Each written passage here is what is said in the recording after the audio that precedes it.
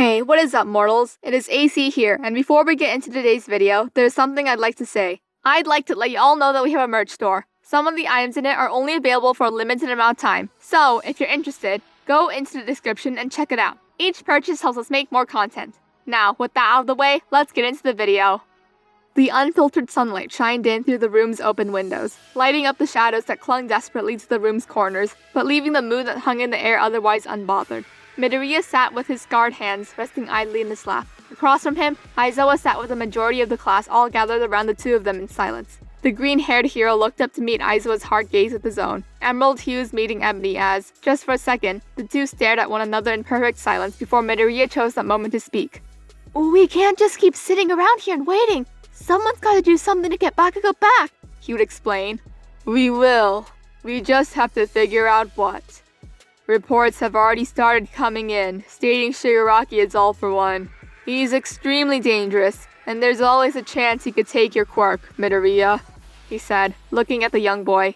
He frowned and shook his head vigorously. "No, you heard what All Might said. As long as I don't want him to have it, he can't take it no matter what," he exclaimed. "I know what he said, but you know as well as I do how unpredictable that quirk is. If he were to take one for all, the Hero Society as a whole would be doomed," he said solemnly. Midoriya stood up, turning before storming out of the room. If no one was going to do anything, he'd have to do something, because if he didn't, the world as they know it could possibly change forever. Meanwhile, Shigaraki was a king on a throne, surrounded by the people that saw him seated upon it. Recently, Twice had received contact from the young head of the Shie Hasaki, a young boy by the name of Overhaul, a relatively tall, slender young man dressed formally in a dress shirt, tie, and fur-collared coat, and the red and gold plague doctor's mask that was his trademark. "So you're the one who took All for One's power, huh? The new Prince of Darkness. Thought you'd be taller," Overhaul said, staring at him impassively. Shigaraki narrowed his eyes, but otherwise continued to hear the man on. Overhaul looked around at the people around him, Mr. Compress, Toga, Magne, and finally Twice. They had lost Moonfish, Muscular, and Spinner in the ensuing conflict in the forest. However, their prize sat chained in the nearby chair. The aforementioned Atomic Blonde sat by the professional hero and member of the Pussycats, Ragdoll. She was still unconscious, but Bakugo had woken up an hour prior and remained silent, merely glaring at them. "You know, it wasn't until recently that word got out that All for One was real. Everyone my age thought he was a myth, a legend that died years before All Might decided to throw him into the ocean. Sad, really. I'd have liked to meet the man behind all this," Overhaul said. "Well, he isn't, and I'm here to take his place now," Shigaraki said bitterly, glaring at the Yakuza frontrunner. "I see. And I think right there is where you have an issue. If you have this many people, you need a plan. A goal without a plan, after all, is only a wish. I'm willing to take all of you under my wing, and I'll show you how to truly set a plan into motion," Overhaul said brazenly. Magne, agitated by the young frontrunner's forwardness, suddenly sprang forward. "Work under you? No thanks, sweetheart. A friend once told me, you're your own person. Never stoop to working under someone. Always work with them, or if you can't have them, work for you. She is a kind and gentle soul, a true saint, and I'll be damned if I work for some Pulling Overhaul forward, she brought the magnet she held down atop his head simultaneously as he dragged a single finger down her arm. Suddenly, her flesh would pulse before suddenly bulging at the seams, and the woman was suddenly reduced to a chunky mist that filled the room with an explosive splat. "Big Sis Mag!" Toga would exclaim, and they all stared on in horror. Reacting immediately, Compress leapt from where he sat, but was dwarfed in speed by the much faster Shigaraki. Overhaul's eyes widened as Overhaul raised a hand to defend, only for Shigaraki to find himself in front of a nameless Yakuza thug, who he reduced to dust immediately with a touch. Bursting through the man's ruined body, he seized a hold of Overhaul's face and arm in hand. A blue glow emanated from his hands as his golden, bird-like eyes rolled back in his head. Shigaraki had robbed not only Overhaul of his quirk, but his life. The wall behind him burst open to reveal several other Yakuza, just as Overhaul was reduced to dust in Shigaraki's hands. Shigaraki looked up at the group, who stared in horror at the sudden and violent death of their leader. "If any of you want to escape the fate of your leader, you'd be good to bow to the next reigning king of darkness, Tomura Shigaraki. I won't be walked on by some obsolete Yakuza," Shigaraki stated. "Twice. Show the Yakuza where they'll be placed, Shigaraki said. Walking across the warehouse, he touched 2 fingers to the half of Magne's body that laid on the ground. As suddenly as she died, she was together again, sitting and staring at her hands in shock, and then up at Shigaraki. Toga squealed in delight, dashing across the warehouse before seizing Magne in a tight embrace. Bakugo grit his teeth before bellowing, "Let me out so I can kick your ass, you bastard!"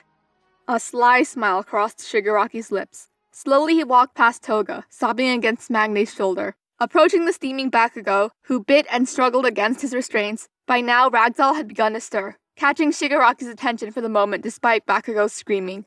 "Your quirk interests me, Ragdoll," Shigaraki said.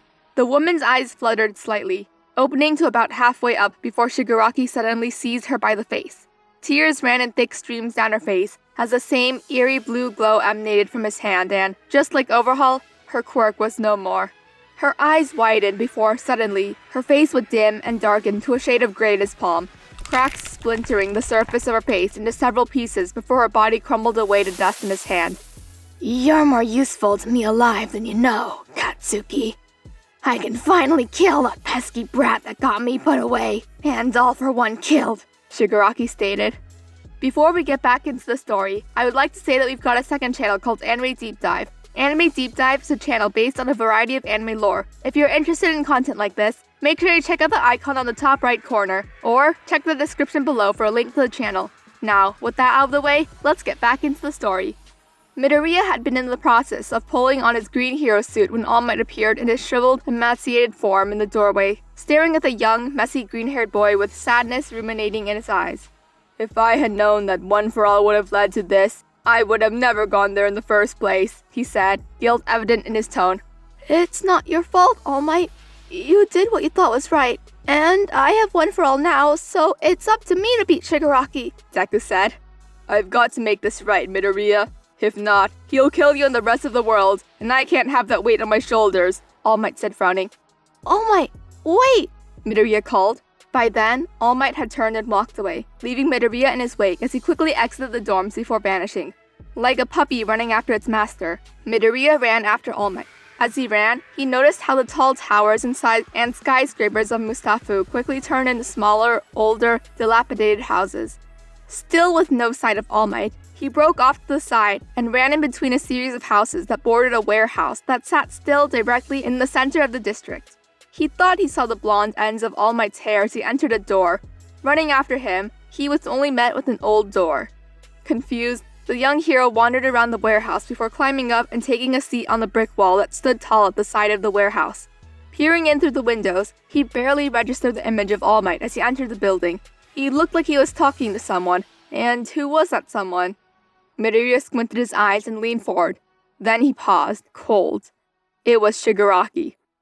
All Might stared sadly at Shigaraki as he sat, staring at the broken old man indifferently from his throne. To his right sat Toga, with Compressed looming over her, and Magne staring daggers at the former symbol of peace, while Twice sat, twiddling his thumbs. Shigaraki averted his eyes from his friends and followers before turning them to stare at All Might. "I'm surprised. All Might of all people, here. Here to do what? Your power's gone, given to that brat that got me locked away and all for one killed by you. Have you come here to apologize? To beg? Beg for your life? For young Bakugo's?" Shigaraki questioned. All Might sadly looked over at the atomic blonde who sat, mouth wide in shock at the sight of All Might standing before Shigaraki. "Please, Tomura. You know as well as I do, Nana wouldn't want this for you. For him. For any of us. I did what I had to save you as much as the world. That man was evil. He was grooming you to become him," All Might pleaded. Shigaraki scoffed. "Nana was never around. She wasn't there when my dear dad beat me for wanting to become a hero. She was out, being a hero while I sat alone in my room crying. My power, all for one. They were a gift. He took me in when I had no one. He gave me something I never had growing up. Hope. Hope for something beyond what I grew up around," Shigaraki said. "All for one killed Nana, Tomura. Did he ever tell you that? She wasn't ever around because he had killed her. She was your grandmother and my mentor. Please, Shigaraki shot up from his seat with a snarl. "Don't patronize me, All Might. He did what he had to do to protect me, to make me stronger. Now all that stands between me and that power is you, All Might.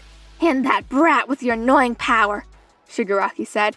Stepping forward, he grabbed the shriveled man by the throat. He grabbed and clawed at Shigaraki's fingers, but it was too late. With a simple flex of his hand, All Might's neck jerked to the side with a violent, vicious snap before his body crumbled to dust in his hand.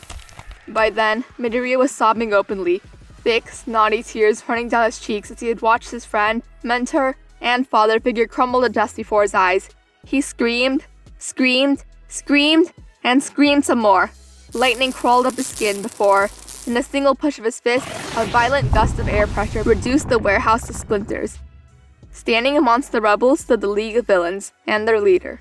A wide smile plastered on his chapped lips as, in one hand he held the struggling Bakugo, with the other hand looking dangerously close to the Atomic Blonde's neck.